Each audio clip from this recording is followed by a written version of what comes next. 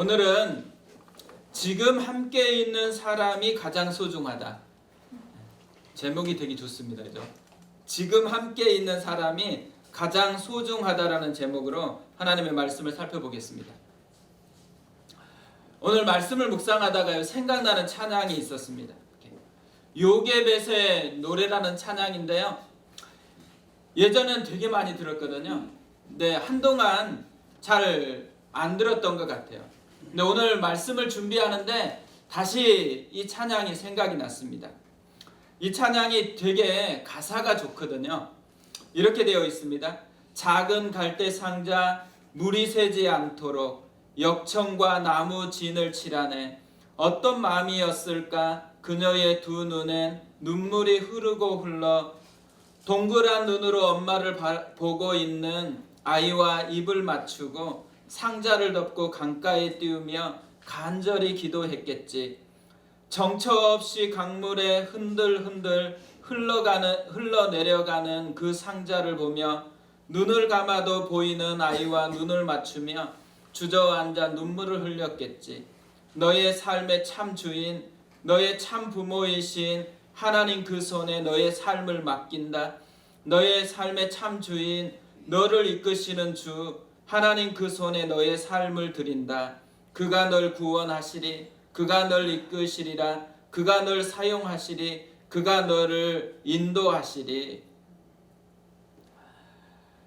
모세를 갈대상자에 넣어서 떠나보내면서 이 엄마의 심정으로 하나하나 표현한 가사들이거든요. 이 찬양을 듣고 또 듣고 계속 듣다가 왜 이 찬양이 오늘 설교를 준비하는데 생각났는지 깨달아졌습니다. 갈대상자를 표현한 두 구절 때문에 그래요. 하나는 정처 없이 강물에 흔들흔들 흘러내려가는 그 상자를 보며, 또 하나는 너의 삶의 참 주인, 너를 이끄시는 주 하나님 그 손에 너의 삶을 맡긴다. 같은 갈대상자인데 하나는 표류하는 갈대상자예요. 또 하나는 하나님을 통해서 항해하는 갈대상자입니다. 같은 갈대상자인데 느낌이 다르다라는 거죠. 그러니까 느낌이 두 가지예요. 혼자 버려져서 표류하는 것 같은 그런 모습이 있고, 또 하나는 선장이신 하나님이 이끌어가는 항해하고 있는 그런 갈대상자 같은 느낌을 갖는다라는 거죠. 근데 바울이 그랬습니다. 지금 우리가 바울의 2차 선교 여행을 살펴보고 있거든요. 바울의 2차 선교 여행을 딱 한마디로 압축해 표현한다 그러면 갈대상자 같은 삶이다라는 생각이 들었습니다. 자기 계획대로 되어지는 게 없어요. 겉만 보면은 진짜 표류하는 그런 갈대상자에 가까운 것 같습니다. 바울이 야심차게 2차 선교여행을 떠났거든요. 아시아로 선교여행을 정하고 그곳으로 출발을 했습니다. 근데 자꾸 막히는 거예요. 이리 가려고 하면 성령님이 막으시고, 또 저리 가려고 하면 예수의 영이 막았다고 합니다.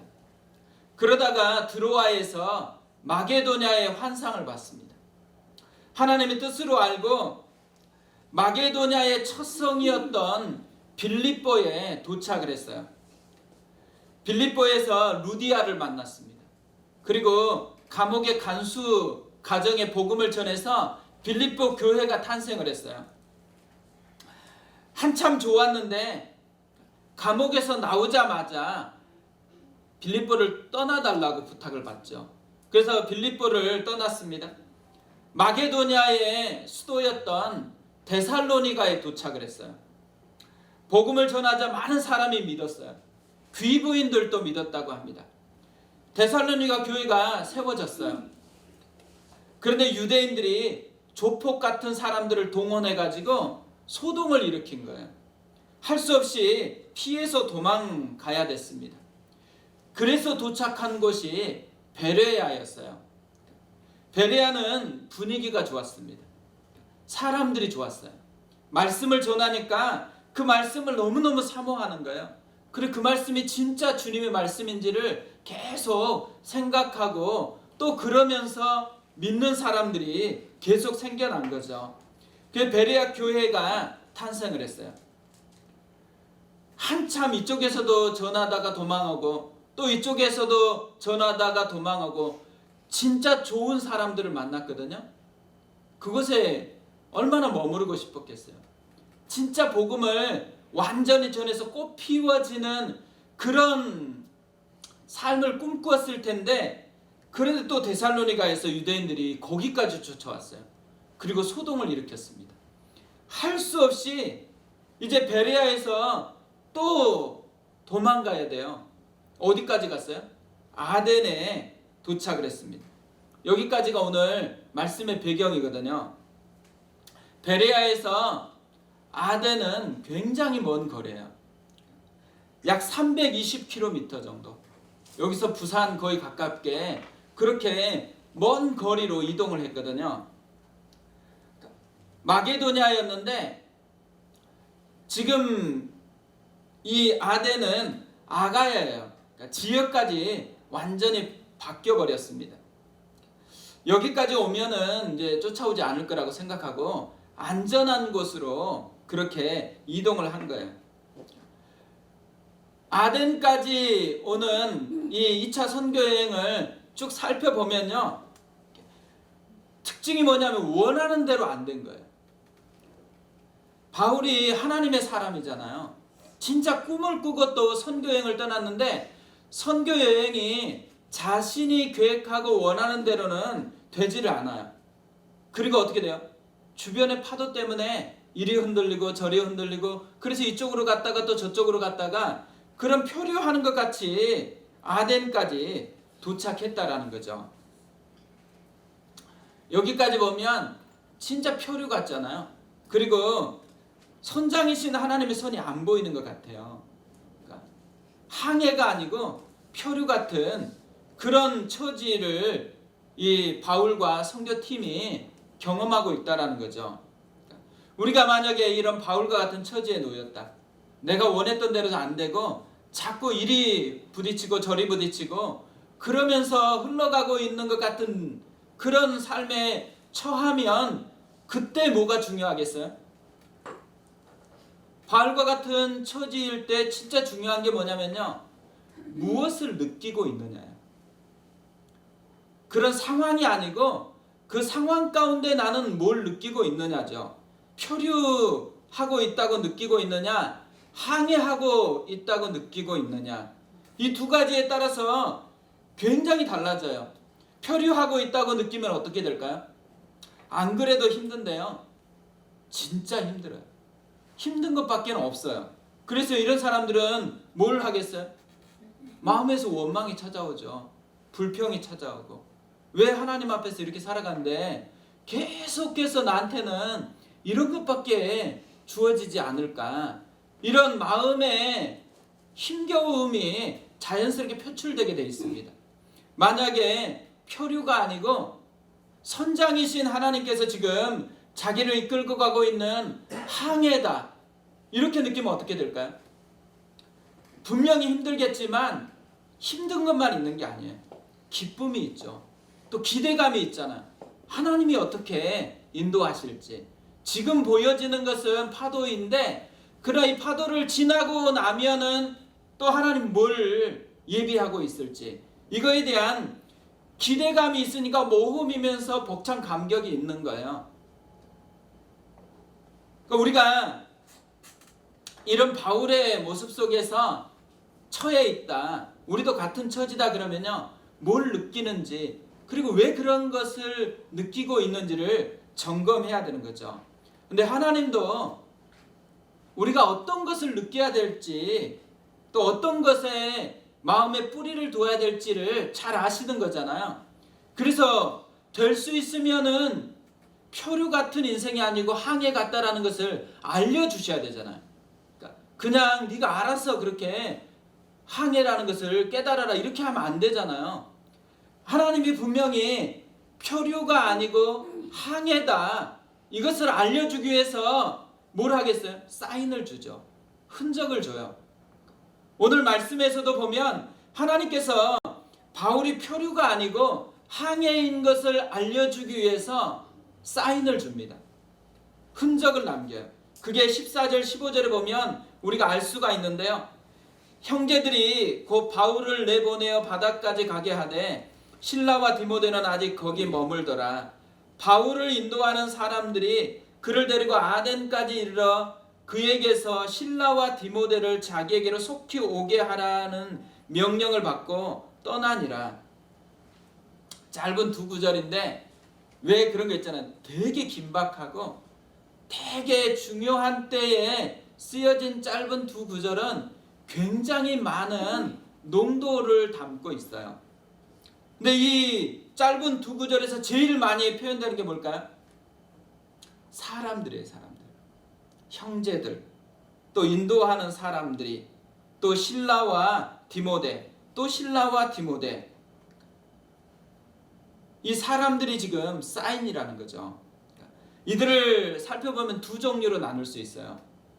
하나는 뭐냐면 어려울 때 함께 있어주는 사람들이라는 거예요. 지금 보면 바울이 어려움에 처했잖아요. 그때 누가 함께 있어요? 형제들이 이 위기 가운데서 바다까지 지금 함께 갔어요. 그런데 바다에서 또 어떻게 해요? 바다에서 헤어지지 않고요. 아덴까지 함께 가요. 아덴까지 320km. 100길로 가면 사흘길. 걸어서 갔다고 생각해 보세요. 걸어서 가면 엄청나게 먼 거리잖아요. 이 긴 거리를 함께 가요. 진짜 먼데. 이게 하나님의 흔적이라는 거죠. 함께하는 사람들이 있다라는 것은 하나님의 사인이 된다라는 거예요. 근데 오늘 본문을 보면요. 되게 감동스러운 게 뭐냐면 먼 거리를 가면은 우리 가운데 거리에 대한 느낌이 있잖아요. 거리에 대한 느낌이 있으면 거리에 대해서 표현을 할 거잖아요. 근데 오늘 본문을 보면은 베레아에서 아덴까지가 되게 가깝게 느껴져요. 거리에 대한 320km다 이런 표현이 없어요. 진짜 먼 거리를 지금 100길을 타고 가든지 걸어서 가든지 힘겨웠다라는 이런 표현이 하나도 없습니다. 거리를 못 느끼게 써놨어요. 왜 거리를 못 느끼게 했을까요? 거리 대신에 뭘 표현하고 있어요?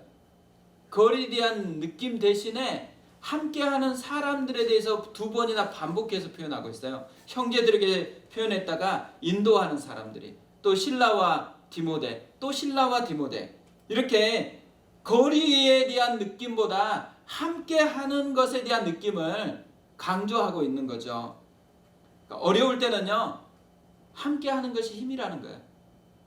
어려울 때 누가 제일 고맙냐면 그냥 함께 해주는 사람이 고마운 거예요. 그래서 이 함께하는 이 사람들이 바울에게는 큰 힘이 되고 있기 때문에 함께하는 것에 대해서 표현을 하고 있는 거죠. 근데 왜 함께해요? 형제이기 때문에. 다른 이유가 없어요. 형제라는 이유 때문에 함께하고 있습니다. 그러니까 함께하는 사람들이 왜 함께하냐면 하나님의 사람이기 때문에 함께하는 거예요. 그러니까 함께하는 한 사람 한 사람이 사실은 하나님이에요. 그 사람을 통해서 하나님을 느끼니까, 하나님이 인도하는 것을 느끼니까. 저희들이 이제 신방을 하거나 어려운 분들을 만나잖아요. 어려운 분들을 만났을 때 돕기 진짜 힘든 유형이 있어요. 돕기 힘든 유형이 누굴까요? 누에고치형. 힘들면 꼭꼭 숨어버려요. 힘들면 얘기를 해야 되잖아요. 근데 힘든데 자꾸 사람에게서 멀어져요. 근데 희한하게도요, 힘들면 대부분이 누에고치형이 되는 경우가 많아요. 힘들면 어떻게 해야 돼요? 힘들 땐 떠들어야 돼요. 힘들 때는 사람 만나가지고 자꾸 힘든 얘기하고 기도도 부탁하고 함께 하는 것을 추구해야 되는데, 많은 사람들이 사실 힘들면 누에고치처럼 숨어버립니다. 그것이 사실은 도와줘야 되는데 도울 수 있는 기회를 차단해버려요.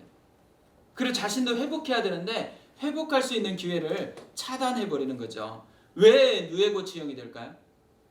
힘든 것은 대부분 뭐 때문에 힘들어요? 사람 때문에 힘든 거죠. 사람에 대한 신뢰가 깨지니까 힘든 거잖아요. 상처는 사람 때문에 보통 받아요. 근데 상처보다 더 귀한 위로는 또 어떻게 받아요? 사람으로 받아요. 근데 우리가 사람을 볼 때 상처가 크게 느껴지느냐, 위로가 크게 느껴지느냐가 우리의 삶을 굉장히 가르는 분수령이 될 때가 많아요. 힘들어도 이 힘든 것을 느낄 때 사람이 상처로 다가온다 그러면 그분은 누에고치형이 될 가능성이 높아요. 그런데 사람이 따뜻함으로 느껴지고 이럴 때 누가 있었으면 좋겠고 이럴 때 내 손을 잡아줬으면 좋겠고 이럴 때 얘기를 했으면 좋겠다고 생각하면 어때요? 그분은 위로를 받고 회복될 확률이 훨씬 높은 것이죠. 바리새인하고요 예수님하고의 차이 중에 하나가 뭐냐면 성숙이라는 이 그림의 차이예요. 어떤 것을 성숙이라고 생각하느냐. 바리새인들은요 다른 사람과 다르다라는 것이 성숙의 기준이었어요. 근데 예수님은 어떻게 생각해요? 예수님은 다르다라는 것을 성숙의 기준으로 삼지 않고요 그 사람 속에 들어가는 것이 성숙이었어요. 그 다른 바리새인들은 자꾸만 평가를 해요. 이 사람이 조금 자기하고 틀리다고 더 이렇게 수준이 낮다라고 계속 평가하는데 예수님은 어때요? 그 수준 낮은 사람에게 계속 가요. 그리고 함께 해요. 함께 먹고. 그래서 이 바리새인들은 예수님도 수준이 낮다라고 그렇게 생각을 했죠. 이 평가의 언어를 계속 쓰는 바리새인하고요 긍휼의 언어를 계속 쓰는 예수님. 예수님은 복음서를 통해서요 성숙한 사람이라는 그림을 우리에게 그려주는 거죠. 성숙한 사람은 누구겠어요? 자기 혼자 뭔가를 잘하고 그 잘하는 것 때문에 내가 남보다 뛰어나다고 생각하는 사람은 미숙한 사람이에요. 오히려 연약한 사람을 보고 그 사람에게 가서 대화해주고 손잡아주고 함께 하는 것 때문에 자기도 더러워진 것처럼 느껴지잖아요. 근데 그 사람이 성숙한 사람이라는 거예요.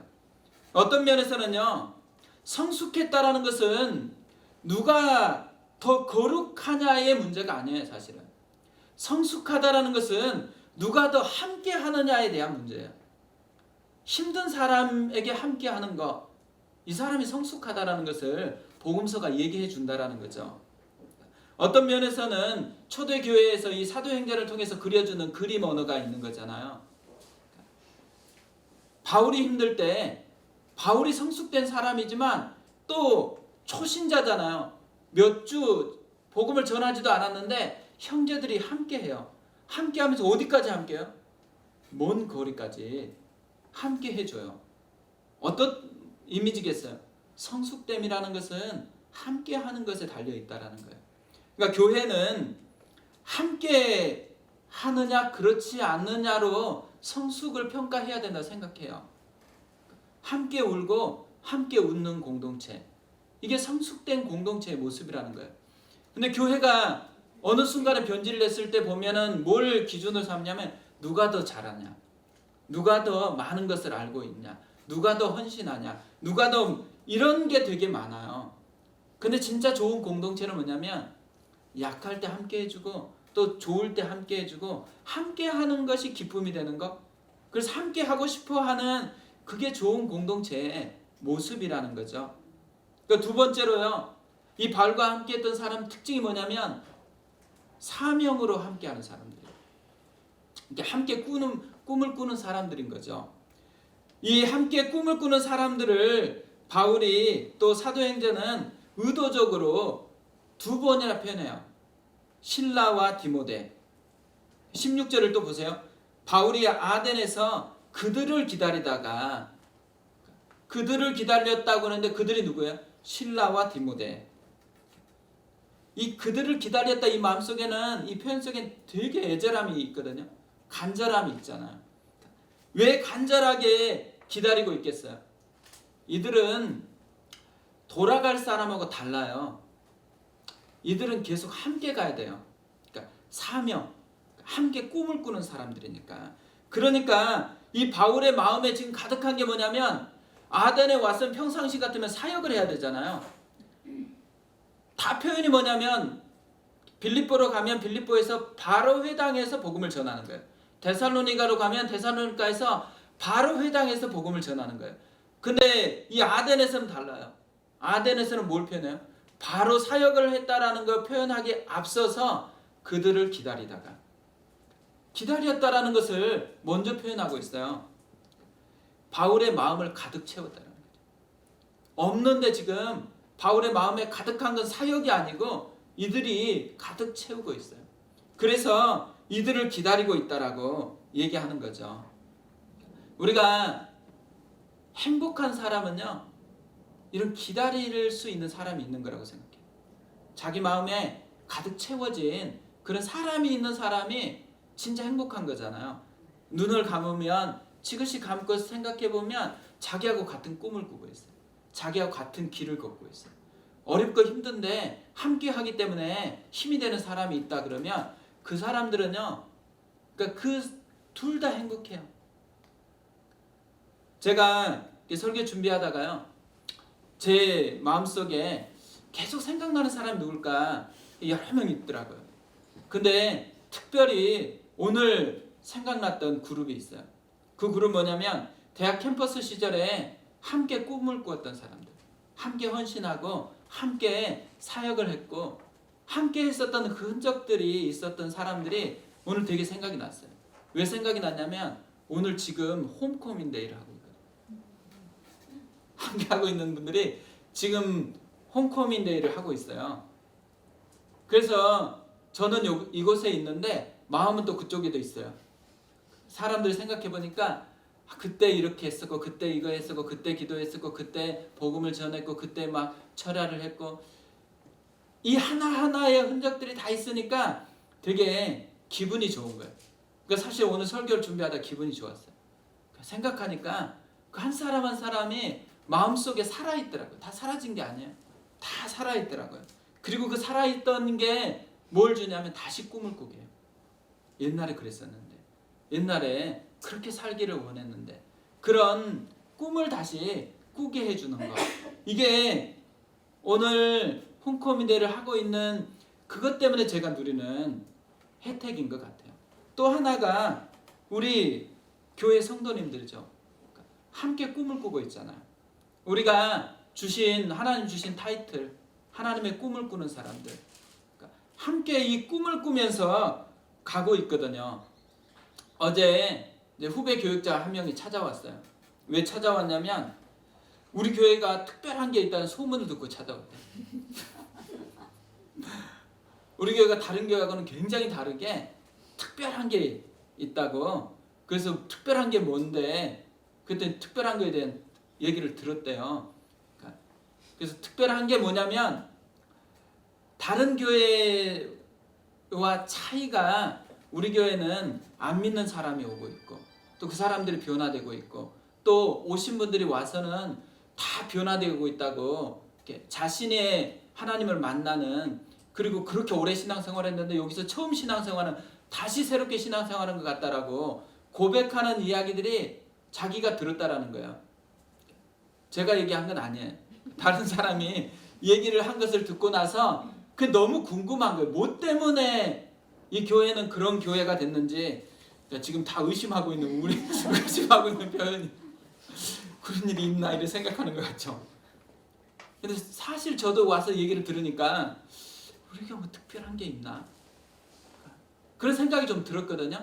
근데 다른 사람은 되게 특별하다고 생각하는데 우리는 별로 특별하지 않다고 생각하는 게 큰 것 같아요. 한 사람이 변화되고 또 안 믿는 사람이 찾아오고 지금도 계속 안 믿는 사람이 찾아오잖아요. 그래가지고 와서는 계속 예배를 드려요.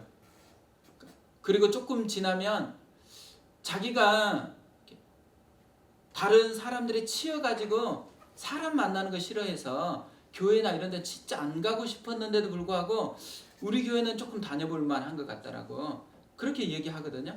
그러니까 뭔가가 터치가 있는 거예요. 하나님의 만지심이 있는 거잖아요.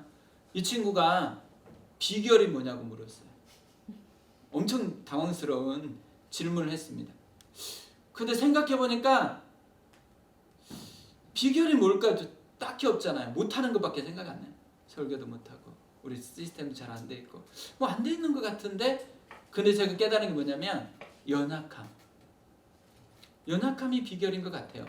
지금 다 안 갖춰졌으니까. 만약에 갖춰졌으면 이 사람 못 와요. 갖춰진 교회는요, 틀이 정해져 있으면 새로운 사람이 오기 힘들어요. 특히나 믿지 않는 사람은 오기 힘들어요. 근데 우리는 어설프거든요.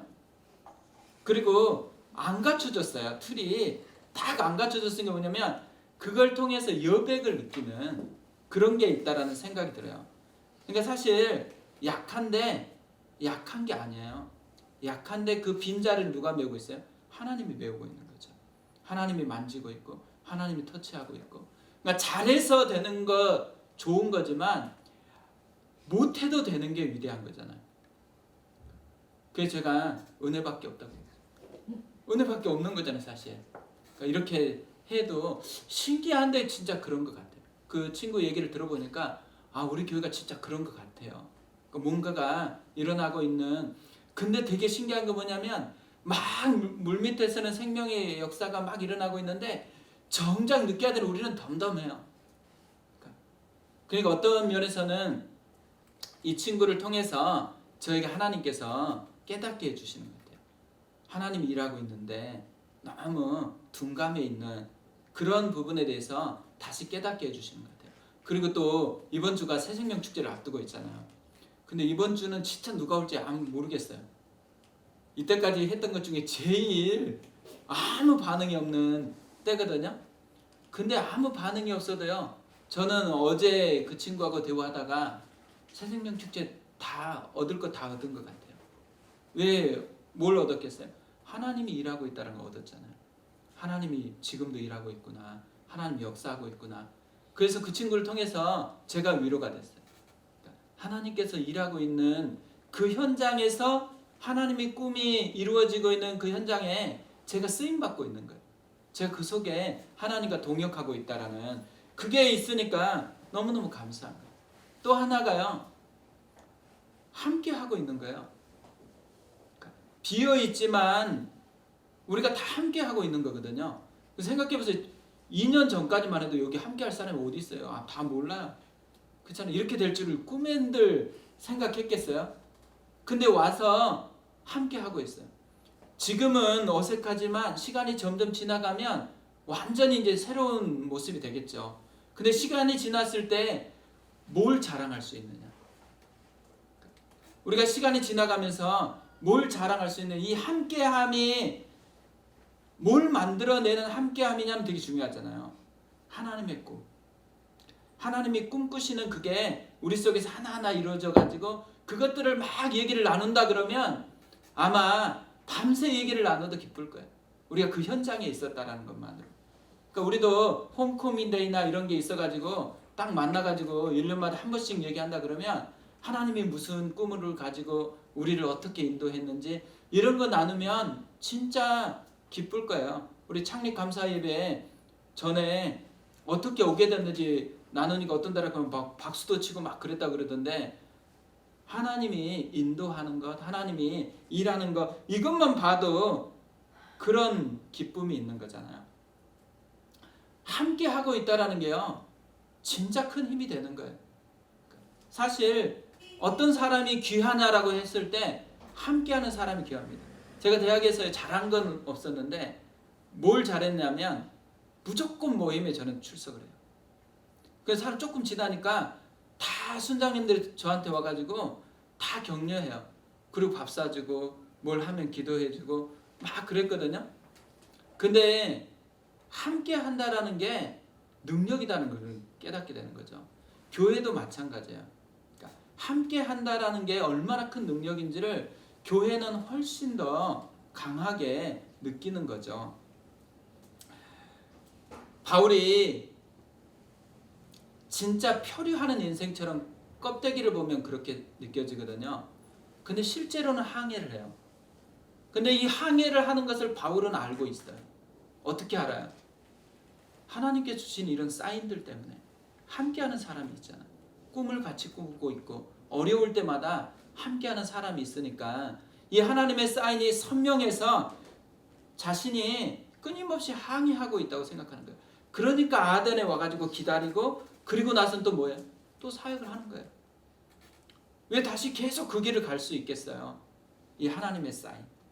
함께하는 사람들 때문에 하나님이 계속 주시는 이 격려 때문에 바울은 계속 그 길을 걷는 거예요.